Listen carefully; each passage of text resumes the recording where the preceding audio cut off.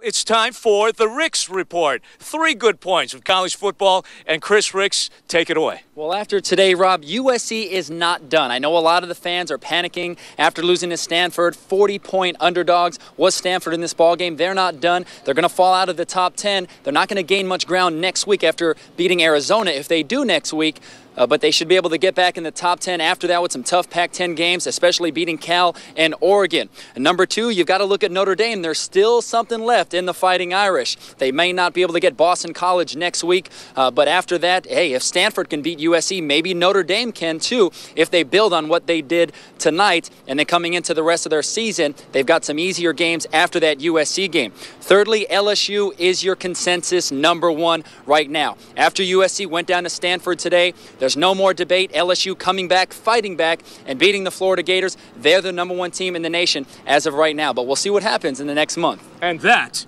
is the RIX report. Coach, solid start for the Crimson Tide, leading 7-3. What are your thoughts and feelings right now at the end of the first half? Well, we'd like to have more points. We had the one quick drive, quick score early. And Coach, you've talked so much about the senior class, how much they mean to you, and everything they've been through here at their careers at Alabama. Tell me, how important is this game to you and these seniors? Well, we want to end up on a great note for these guys. They've been through a lot. They've been extremely loyal, maybe more so than any other class in the history of Alabama. Hello, everybody, and welcome to Memphis, Tennessee. Alongside Chris Ricks, I am Tom Hart. When you talk about the BCS and the chances for Tulsa to make it to a BCS bowl game, not only do they have to run the table, but they have to play nearly perfect football. And the question to you, partner, do they have a chance to do that?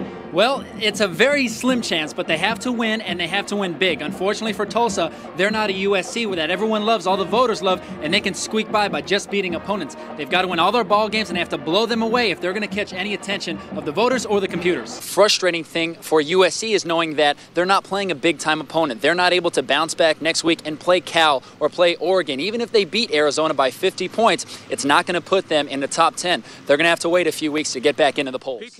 We welcome in former quarterback from Florida State, Chris Ricks. Chris, it's awfully tough to bounce back from losing a guy like Jeremy Jones. How do you do it mentally? Well, Tom, it's very tough when you lose a player in a game, but when you lose him in practice, it's even that more frustrating. And Jeremy Jones was the emotional leader of this UTEP defense. Troy Calavo has done everything he can this week to step up and really fill that hole. 5 out of 6 BCS games they've won. 4 out of 5 now in the past 5 years. And again, they were just inches away from being undefeated in the BCS if it wasn't for Vince Young in Texas back in 2005. So you've got to continue to give credit to Pete Carroll and his staff. Now there'll be another coach coming out of Westwood with NFL experience coming back down to the college level. We'll see if Rick Neuheisel can be just as successful as Pete Carroll has been at USC.